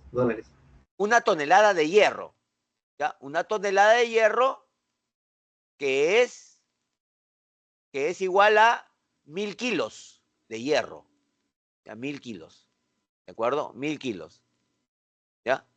1 millón, ¿ya? 1 millón. ¿Alguien más? 120,6 dólares. Ah, ya tú, para decirme esa cantidad, hijita, tú ya averiguaste en internet, ¿no? Muy bien, ya. Cierto, pues. El hierro, chicos, ¿cuánto me dijiste, hijita, está? Hija mía, dime, mamita, sin molestarte. Mamita, dime, ¿cuánto? ¿100? Hija. 120. 120. 120,6. Ya, 120. Vamos a redondearlo, ¿ya? El hierro, la tonelada, chicos, la tonelada, miren, 1000 kilos, está 120 dólares. Hijitos, la tonelada de hierro es 120 dólares. O sea, 1000 kilos de hierro cuesta 120 dólares. Ahora, lo que yo le quiero decir es una cosa. El hierro es la materia prima de qué otro mineral. ¿Qué otro mineral se obtiene del hierro? ¿No? El acero. Correcto, el acero. Muy bien, el acero. Muy bien. Ya, vamos ahora. ¿Qué es lo que nosotros vemos más común de los japoneses o de los coreanos rodando por la calle? Los autos. Ya, muy bien, Ocho. los autos. Correcto, los autos. Chicos, ¿cuánto cuesta un auto 0 kilómetros? Que últimamente se venden mucho las camionetas, las que le llamamos 4x4, pero no son 4x4. ¿Cuánto será el valor? No vayan a San Gogle, pues. $15,000. Ya, pero la japonesa estoy diciendo. 40. Un poco más está. Chicos, yo les digo una Sí. cosa, no es por nada, no es por nada, pero yo me compré mi camioneta el año pasado. 0 kilómetros. Bacán, bacán. ¿Ya? Pero, a ver, tengo una idea, yo sé, obviamente sé, pero yo quiero también que ustedes infieran, pues, ¿cuánto estará una camioneta japonesa o coreana? 45.000 soles, No, ¿no? mucho, mucho. Ya hay, pero esas 25.000. también son las BMW, ¿no? Las Mercedes, ¿cuánto? 25.000. Ya, muy bien. $25.000. ¿Ya? $25.000 están las camionetas. Como promedio, ¿ya? Como promedio, ¿ya? ¿De acuerdo? $25.000. Una camioneta como promedio pesa tonelada y media. Pesa tonelada y media. Pero ustedes saben que una camioneta, la mayor parte de la camioneta, ¿de qué cosa es? De Acero. claro, de Aluminio. acero, pues, el motor, el chasis. Y 500 kilos de plástico, de aluminio, de cobre. Una camioneta tiene aproximadamente entre 60 y 80 kilos de cobre, chicos. ¿De acuerdo? Nuevamente, aluminio, plástico, acero, cobre, ¿no es cierto? En Cerro Verde creo que hay bastante cobre, ¿no? Las llantas también, ¿no? Caucho. O sea, varios elementos hay. Pero la mayor parte, ¿de acuerdo? Es acero. 1 tonelada de acero mínimo en una camioneta. ¿Ya, chicos? Muy bien. Los japoneses o los coreanos compran el hierro a 120. Compran el hierro, chicos, miren, lo compran a 120. Lo llevan, la tonelada, lo llevan a su país, ese hierro, y lo convierten en acero. Luego ese acero le aplican su tecnología, ¿correcto?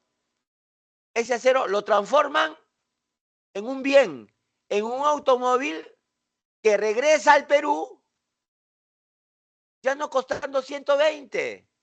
¿Cuánto cuesta? $25.000, ¿no? $25.000. Dividan ahora sí. Dividan ustedes 25.000 entre 120. ¿Cuántas veces es? Casi ya 5, ¿no? Aproximadamente, claro. Pero ¿Cuánto? Dividan 25.000 entre 120. ¿Cuánto es? 4,8, ¿no? Pero ya dale 5, ¿no? Claro. No. Dígame pues la cantidad. 4,8. A ver, vamos a ver en la calculadora. 20,8. ¿Cuánto? ¿Cuánto, hijita? 20,8. No. A ver, miremos acá. 25.000 entre 120.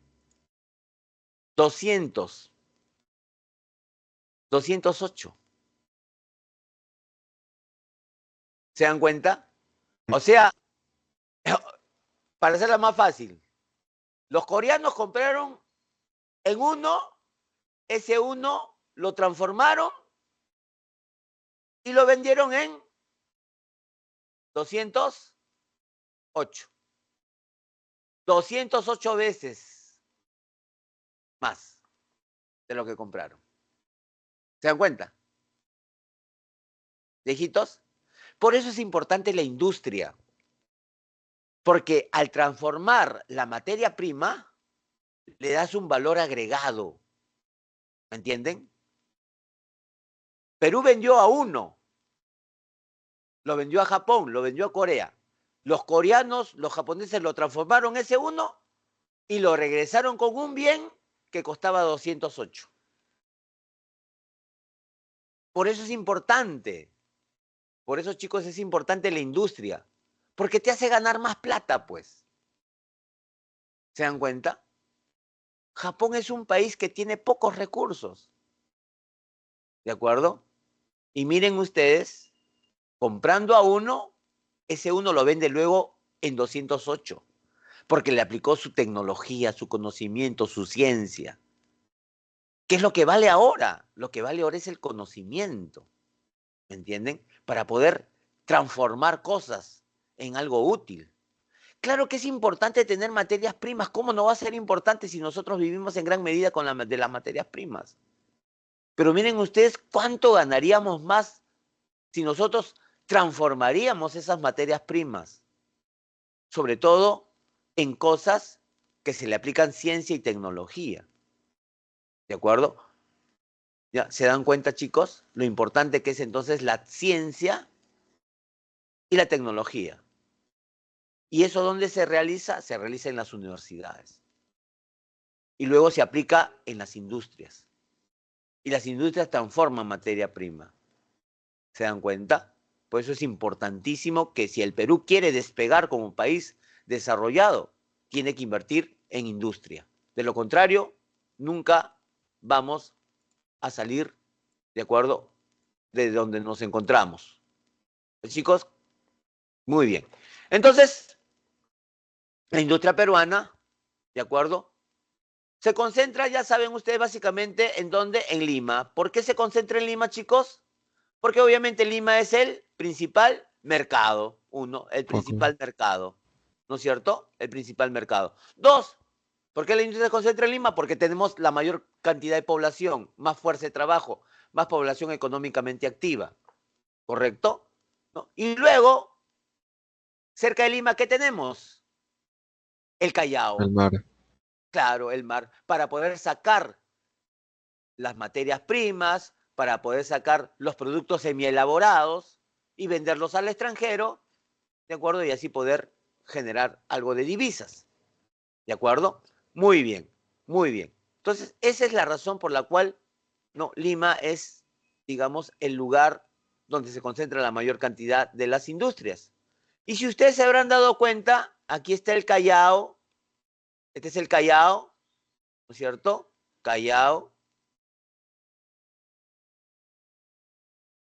Callao. Y en el Callao de Lima van a converger tres grandes avenidas. Tres grandes avenidas. ¿Cuáles son esas tres grandes avenidas que convergen con el Callao? La avenida Argentina, la avenida Colonial y la avenida Venezuela. Estas eran avenidas industriales. Solamente queda como avenida industrial la avenida Argentina, porque si ustedes han ido a la avenida Argentina, se habrán dado cuenta y han ido de la avenida Argentina al Callao. Todas son industrias, todas son fábricas. Lo mismo pasaba en la avenida Colonial.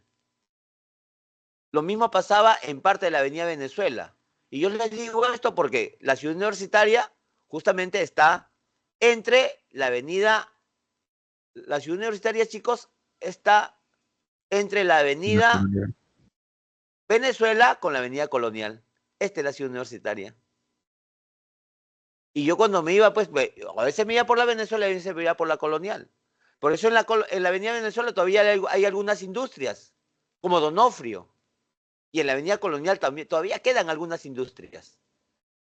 Ahora se están construyendo condominios en los terrenos que dejaron las fábricas. Pero todavía la avenida Argentina conserva eso, porque si ustedes van por la avenida Argentina, son puras fábricas nomás, puras fábricas, puras industrias. ¿Y por qué? Porque de las industrias sacaban rápido los productos para llevarlos al Callao y venderlos al extranjero. ¿Ya, chicos? Muy bien, vamos avanzando. Vamos avanzando. Y pasamos acá a la industria base o pesada, ¿no? La industria base o pesada son las industrias derivadas ¿de qué? De la minería. De la minería, ¿no? ¿Se acuerdan ustedes? La vez pasada hemos hablado de la minería, ¿no es cierto? Tenemos a las industrias que se generan de la minería, ¿no? Entonces tenemos a la industria metalúrgica, la industria metalúrgica, ¿ya? La industria metalúrgica, a ver, chicos. La industria metalúrgica, ¿ya? La industria metalúrgica Luego tenemos a la industria siderúrgica, que tiene como materia prima el hierro, y que se obtiene acero. Se obtiene acero.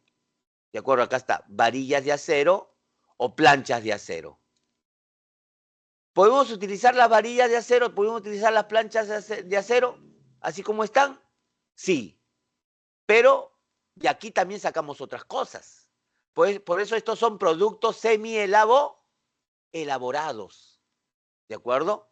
Tenemos la industria petroquímica, que tiene como materia prima al gas natural, ¿de acuerdo? Y al petróleo crudo, ¿de acuerdo? ¿Y dónde se va a procesar eso? En las refinerías, ¿de acuerdo? En las refinerías, ¿ya? Muy bien, muy bien. De la industria metalúrgica tenemos, pues, ¿no es cierto?, la industria del azufre, ¿no? En Cajamarquilla hay una refinería de azufre de ácido sulfúrico, ¿de acuerdo? Y otras refinerías también se obtienen el cobre, ¿no? Que ahí vemos en planchas. Y el cobre es muy importante.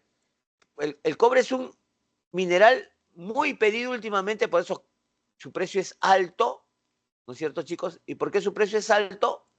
Porque el cobre se utiliza para un montón de cosas. Para un montón de cosas se utiliza el cobre, chicos. ¿De acuerdo? Entonces, por eso es importante. Hace un momento no les he dicho que un carro tiene entre 60 y 80 kilos de cobre. Imagínense la cantidad de carros que se hacen al año. En China, en Japón, en Estados Unidos, en Europa. ¿No? Aproximadamente creo que al año se hacen como entre 4 millones de automóviles. Si cada automóvil necesita entre 60 y 80 kilos, automóviles, estoy hablando de camionetas. Imagínense los camiones, ¿no? ¿No? La maquinaria pesada, ¿no? Por eso el cobre es muy, muy requerido porque se necesita para muchas cosas. ¿De acuerdo, chicos? Y el Perú es bendecido porque tiene bastante cobre, ¿no? Como hemos visto la otra vez. Es el segundo productor mundial de cobre, luego de Chile, ¿no es cierto? ¿No? Por eso es importante, ¿no? No perder de vista eso, ¿ya? Muy bien. Luego tenemos a la industria de bienes de equipo. La industria de bienes de equipo, vamos a tener la industria metalmecánica y la industria de los materiales de la construcción. Y la industria metalmecánica va a utilizar metales y sobre todo acero, ¿correcto? Acero. Por eso aleaciones de hierro, ¿no? Y vamos a tener las industrias como por ejemplo CIMA, que pertenece al Estado, significa Servicio Industrial de la Marina, CIMA, Servicio Industrial de la Marina. Y el Servicio Industrial de la Marina hace puentes, hace construcciones navales, aquí vemos un barco, pero la parte externa, pues, la tecnología, los radares, las computadoras, eso no, lo externo, viste nada más a los barcos, ¿de acuerdo? No, la tecnología eso no lo hace, pues, ¿de acuerdo? Lo interno, esas las computadoras, las máquinas, las pantallas, eso no, viste solamente al barco, ¿de acuerdo? Hace rieles para ferrocarriles. Modasa es motores diésel andinos. No hace motores, hace las carrocerías, también lo externo, ¿de acuerdo? Porque cuando los buses vienen, chicos, o los camiones vienen, o los buses vienen así, chicos, miren. Viene el chasis, acá viene el motor,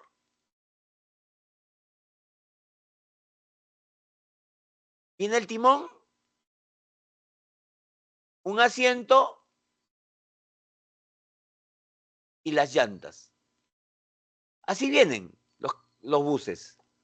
Así vienen. ¿Qué cosas se hace en el Perú? Se viste todo. Se pone la carrocería, se le ponen los vidrios, los parabrisas, ¿de acuerdo? Se le ponen los asientos. Eso es lo que se hace en el Perú. Como por ejemplo acá. Eso se llama carrocerías, pues, chicos. Carrocerías. O sea, como vemos acá, las carrocerías. Varios de los buses del Metropolitano, esos buses articulados se hacen acá, pero se visten nada más. ¿Ya? Muy bien. Mexa, maquinaria que hacen aparatos de molino de anillos, Ya les he dicho, los minerales no nos encontramos nosotros en estado natural en la naturaleza. Vienen mezclados con otros minerales y con rocas. Y se tritura. Los minerales, para separarlos, se trituran. Perdón, se trituran. ¿Y dónde se trituran? En molinos, pues. ¿Y qué utilizan? Anillos de acero para triturarlos. Pregunto, ¿la industria de los materiales de construcción se obtiene la materia prima de qué minería? ¿De la mediana, de la pequeña o de la gran minería? La materia prima de materiales de construcción. Pregunto, chicos. La mediana. No, de la pequeña.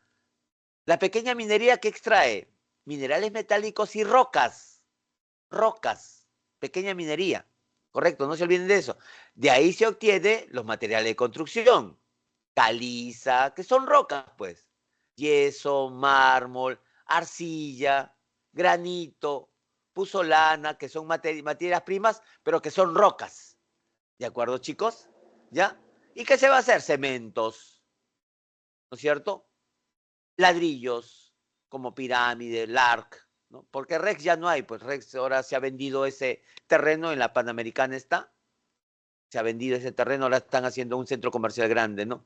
Ahí tenemos, ¿no? Cementos Lima, Cementos Chilca, Cemento Andino, Cemento Pacasmayo, Cementos Yura. ¿Correcto? Muy bien. La industria eléctrica. Chicos, hasta hace algunos años, la mayor parte de la electricidad se obtenía mediante las centrales hidroeléctricas. Hidroagua, por la energía cinética del agua. ¿Correcto? Eso era antes, la mayor parte, más del 90% de la electricidad era en base de centrales hidroeléctricas. Ahora solamente es el 50%. ¿Por qué? Porque han aparecido ahora las centrales térmicas. Y las centrales térmicas principalmente están utilizando el gas natural, el gas natural de camisea. También utilizan petróleo, eran las centrales antiguas, pero ahora utilizan el gas natural de petróleo. Perdón, el gas natural de petróleo, no, el gas natural. Por eso ahorita hay 47 centrales térmicas y ahora es el 48% de la electricidad en base a las centrales térmicas. El otro 2%, porque 48 más 50, 98 más 2%, hacen el 100%, y el 2% se utiliza energía renovable, biomasa, centrales eólicas, las hélices, ¿no? Y los paneles solares, ¿de acuerdo? Como estamos viendo acá. ¿Ya? Muy bien, muy bien. Y acá tenemos a las principales industrias ¿no? hidroeléctricas, ¿no es cierto? Hidroeléctricas, ¿ya? Hidroeléctricas, ¿no? Del norte, del centro y del sur. Por ejemplo, acá en el centro tenemos centrales hidroeléctricas más importantes que están en Lima, ¿no es cierto? Pero también Lima necesita electricidad que viene ¿de dónde? Del río Mantaro, ¿no es cierto? Y hay dos centrales. El río Mantaro se utiliza sus aguas para dos centrales, Santiago Antonio de Mayolo y Restitución, por si acaso. ¿Ya, chicos? ¿Ya? Y centrales térmicas tenemos en Chilca, ¿no? Chilca 1, Chilca 2, Calpa. De repente alguno de ustedes ha ido al Museo de la Electricidad de Barranco en el colegio, ¿no? Ahí hay una mini central hidroeléctrica muy interesante. Porque es bien sencillo para hacer electricidad. Me encantaría decirles a ustedes cómo se hace, pero bueno, vamos a decirles, ¿no? Para hacer electricidad se necesitan 4 cosas.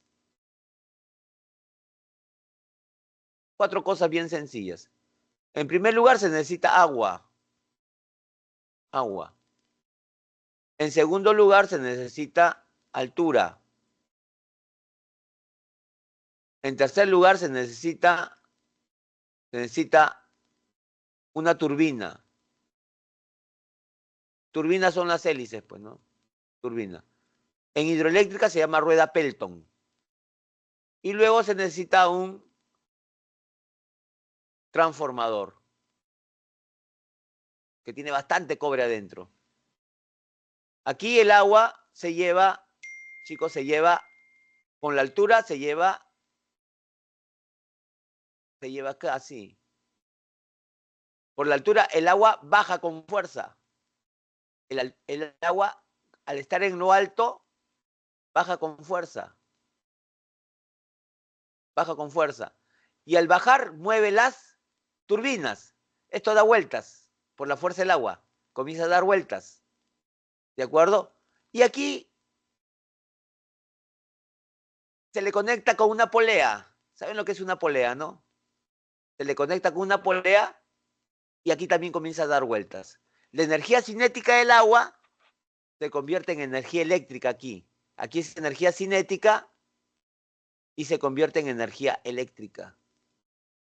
Así de sencillo es cómo se genera la electricidad.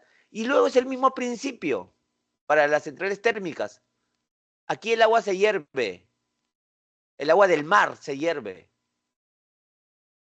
Se evapora y el vapor sale con fuerza por la tubería y el vapor hace que se mueva la turbina, la hélice. Y es el mismo principio. Las centrales de Chilca están en el mar, entre la playa y el mar. Y utilizan el agua del mar, el agua salada del mar. Y así se calienta el agua del mar, se convierte en vapor y el vapor sale con fuerza por la tubería. Porque el vapor sale con fuerza, tiene fuerza el vapor. Ustedes no han dejado de hervir una olla y no se mueve la tapa cuando está hirviendo. O cuando calientan agua por el pico, no sale el vapor con fuerza, eso hace que se mueva la turbina, ¿no? Entonces es una central térmica, ¿ya, chicos? Pero para calentar el agua se necesita, pues, en este caso, ¿no?, una alta temperatura que se utiliza como combustible. Antes el petróleo, ahora el gas natural, ¿ya, chicos? Muy bien. La industria ligera de consumo, ¿no?, son en la cual, ¿no?, se transforma la materia prima, ¿de acuerdo? La materia prima, ¿de acuerdo?, en productos semielaborados. Y tenemos a la industria pesquera, principalmente varias de ellas son para alimentos, ¿de acuerdo? Oleaginosa, que es el aceite, molinera, que se utiliza el trigo, el maíz, se obtiene harina, fideos, la industria azucarera, que tiene como materia prima la caña de azúcar, la industria textil, que tiene el algodón y la lana de algunos animales, ¿de acuerdo? Luego tenemos a la industria lechera, la industria de los embutidos, el cuero, peletería. Peletería viene de piel, ¿de acuerdo? La industria de las bebidas, la industria maderera y la industria farmacéutica. En la industria farmacéutica, ¿qué cosa se hace? Se hacen medicamentos, cosméticos y productos de limpieza en los laboratorios, ¿de acuerdo? Y si nosotros nos damos cuenta, todas las industrias tienen Lima.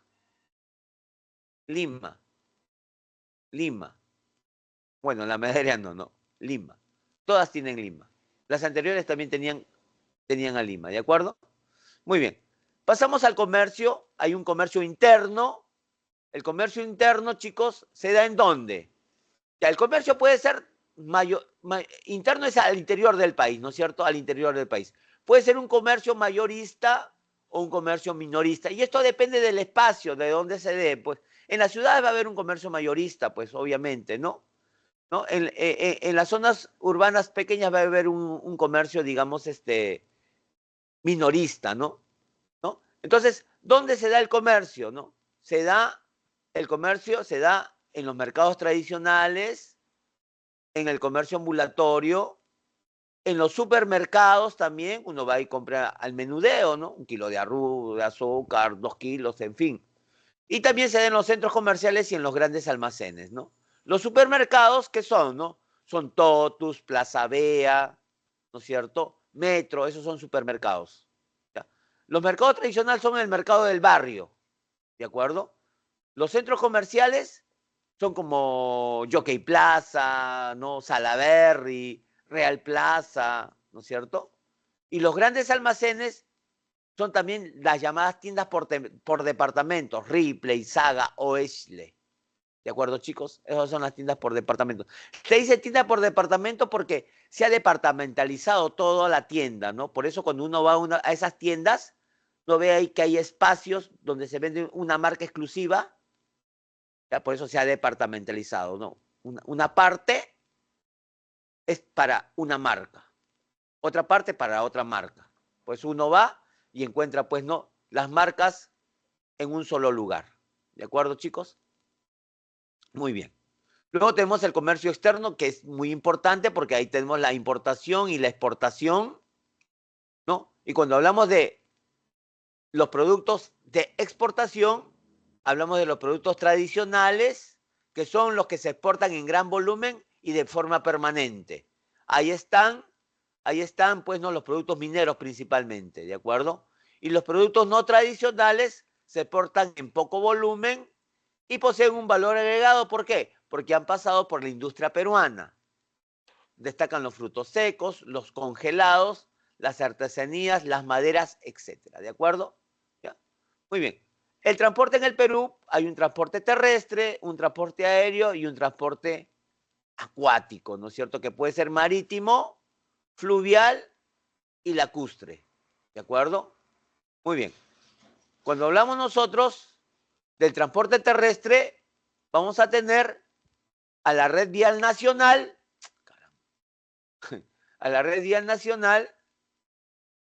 ¿de acuerdo? Formada por 3 ejes, ¿de acuerdo? ¿Cuáles son esos 3 ejes? A ver, vamos a ver, ¿no? Vamos a tener una red vial departamental y una red vial nacional, perdón, vecinal. La red vial nacional son aquellas carreteras, chicos, aquellas carreteras, ¿de acuerdo? Que van a cruzar por varios departamentos.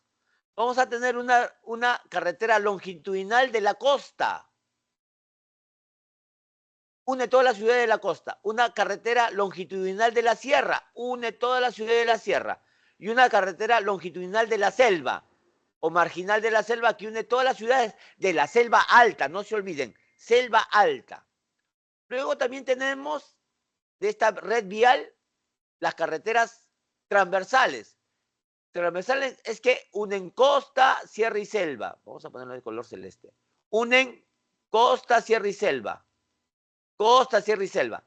Eso se llaman las vías transversales. Unen costa, sierra y selva. Y luego tenemos las carreteras de enlace que unen una ciudad de la costa, por ejemplo Lima, con una ciudad de la sierra, Canta. Esa carretera se llama carretera de enlace. Ahí están las 3. La carretera departamental es la que une las capitales de las provincias de un departamento. ¿De acuerdo? Entonces aquí tenemos, acá de repente acá hay una provincia, su capital, aquí hay otra provincia, acá hay otra provincia, acá hay otra provincia, acá hay otra provincia, su capital. Entonces, estas carreteras unen a las provincias. Unen a las provincias. ¿Correcto? Unen a las provincias. ¿Ya? Acá también de repente hay otra. Unen a las provincias. ¿No? Son las carreteras que unen a las provincias de un mismo departamento. Y la red vecinal unen a los distritos de una misma provincia. Aquí las provincias se unían. ¿De acuerdo? Pero aquí estamos viendo que dentro de una provincia hay distritos. Y la carretera vecinal es la que une a los distritos de una misma provincia. ¿De acuerdo? De una misma provincia. Entonces aquí está la provincia y de Guamalis y está uniendo la carretera a los distritos de la provincia. ¿De acuerdo? Esa es la diferencia entre la red nacional que une departamentos, la red vial que une a las provincias de un mismo departamento y la red vecinal que une a los distritos de una misma provincia. ¿Ya, chicos? Eso tienen que entenderlo, ¿ya? Muy bien. Profe, dime. ¿Provincia no era lo mismo que departamento? ¿En Perú no era lo mismo provincia y departamento? ¿Perdón, hijito? ¿En Perú no era lo mismo provincia y departamento? No. Los departamentos están integrados por provincias. Y hijito, aquí tenemos el departamento de Ayacucho, mira. El departamento de Ayacucho. Aquí hay una provincia. Acá hay otra provincia. Acá hay otra provincia. Acá hay otra provincia. Acá hay otra provincia. Acá hay otra provincia. Todas esas provincias forman un solo departamento. el departamento de Ayacucho. ¿De acuerdo? El departamento de Ayacucho. Este es el departamento de Ayacucho. Formado por la provincia 1, por la provincia 2, formado por la provincia 3, formada por la provincia 4, formada por la provincia 5, formada por la provincia 6, formada por la provincia 7. Viejito, los departamentos están integrados, formados por provincias. Sino que se habla de provincias, ¿no? Porque es un tema que se ha generalizado, ¿no? O sea, uno no dice yo soy de tal departamento, ¿no? Yo digo soy de la provincia, ¿no? ¿Ya? Entonces no te olvides, los departamentos están formados por provincias. El Perú está formado por departamentos. Los departamentos por provincias y las provincias por distritos. Ya chicos, no se olviden de eso. Y ahí están las carreteras que yo ya les había dicho. ¿Perdón? Una pregunta, profe. Mencionó 3 carreteras nacionales, las longitudinales, transversales y las de enlace. Las de enlace, específicamente, ¿cómo se definirían? Ya, Porque las de los enlaces que diferentes- unen una provincia de una ciudad de la costa con una ciudad de la sierra.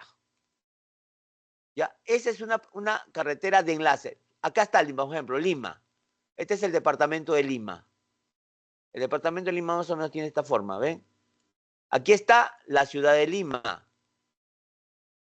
Y aquí está la ciudad de Canta. Canta y Lima. Entonces, la carretera que une Lima, que está en la costa, con Canta, que está en la sierra, se llama carretera de enlace. ¿Correcto, chicos? ¿Ya? Las carreteras transversales son las que unen costa, vamos a hacerlo más grande, ¿ya? Costa, vamos a hacerlo en celeste mejor. Costa, sierra y selva. Transversales, atraviesan pues. Costa, sierra y selva. Las carreteras longitudinales son aquellas que unen ciudades de una misma región. Carretera longitudinal de la costa, une todas las ciudades de la costa. Carretera longitudinal de la sierra, unen todas las ciudades de los valles interandinos. Carretera longitudinal de la selva, pero de la selva alta, une a todas las ciudades de la selva alta. Son carreteras longitudinales que van de norte a sur. ¿De acuerdo, chicos? ¿Ya? Muy bien. Muy bien. Luego tenemos los ferrocarriles. Tenemos el ferrocarril del sur y suroriente y el ferrocarril del centro. El ferrocarril del centro, no se olviden, es para el transporte principalmente de minerales que llegan al Callao. Y el ferrocarril sur y suroriente, ¿de acuerdo? Es para el transporte, ¿de acuerdo? De pasajeros y también para el transporte de carga. ¿Ya? Para el transporte de carga. Entre ellos está el ferrocarril que los ha llevado a ustedes a Ayacucho, si es que han ido, perdón, a Machu Picchu, a Machu Picchu, si ustedes han ido a Machu Picchu, ¿no? ¿De acuerdo? Luego tenemos el transporte aéreo, chicos, es el más rápido, el más moderno, ¿de acuerdo? Se da en aeropuertos y los principales aeropuertos son los llamados aeropuertos internacionales, como el Internacional de Jorge Chávez, que son aeropuertos que reciben grandes cantidades de pasajeros en aviones grandes, que tienen que tener infraestructura para recibir a muchos pasajeros, ¿de acuerdo? En un determinado tiempo, ¿ya? Son aeropuertos internacionales. Generalmente tienen pistas largas y grandes para aviones enormes, ¿de acuerdo? Luego tenemos el transporte acuático que se da, que es marítimo, fluvial y lacustre. No se olviden, los puertos principales son los puertos marítimos, ¿de acuerdo? ¿No? Y son puertos, en algunos casos, mayores y menores. No se olviden, los puertos mayores son para importación y exportación. Los puertos menores solamente son para importación, o sea, llegan ahí productos. Los puertos mayores, de ahí salen productos y llegan productos, como en el Callao. Los puertos menores solamente salen productos, nada más. ¿Correcto, chicos? ¿Ya? Y luego tenemos el turismo, que es una actividad que es la tercera en generación de divisas, ¿de acuerdo? Y tenemos muchos atractivos turísticos. Y obviamente el principal, como estamos viendo ahí, es Machu Picchu, ¿de acuerdo? Pero hay una serie de atractivos turísticos, ¿de acuerdo? Que es muy importante, ¿no? Y ahí tenemos una serie de atractivos turísticos, ¿no? O actividades, hay un turismo gastronómico, un turismo terapéutico, un turismo de aventura, un turismo comunitario, donde vemos a los turistas haciendo tareas con los mismos campesinos, un turismo vivencial, ¿no? O sea, uno mismo también participa en las diferentes actividades de los campesinos, en este caso, como estamos viendo acá, ¿ya? ¿Ya, chicos? Muy bien. Pasamos ahora a los ejercicios para que ustedes les den un pantallazo. Chicos, muy bien, entonces yo les agradezco bastante, ¿no? Esta atención. Espero verlos ustedes, pues, ¿no? Una última. Dime. ¿Y qué diferencia en sí a los industrias de bienes de equipo a los de base pesada? Porque ambos son Ya. prácticamente primos, ¿no? La industria de base o pesada transforma las materias primas que salen de la actividad primaria, la transforma. La industria que extrae hierro, ese hierro lo transforma en acero, ¿correcto? Pero el acero en barras o el acero en láminas no la puedes utilizar. Para eso existe la industria de bienes de equipo. La industria de bienes de equipo transforma el acero en herramientas, la transforma en piezas de máquinas. Esa es la diferencia. ¿De acuerdo? O sea, el primer paso es la industria pesada. Y luego viene la industria de bienes de equipo. ¿De acuerdo? Lo que se obtiene de la industria pesada lo transforma la industria de bienes de equipo. ¿Tejito? Sí, profe, gracias. Chicos, yo les agradezco bastante. Muchas gracias, por favor.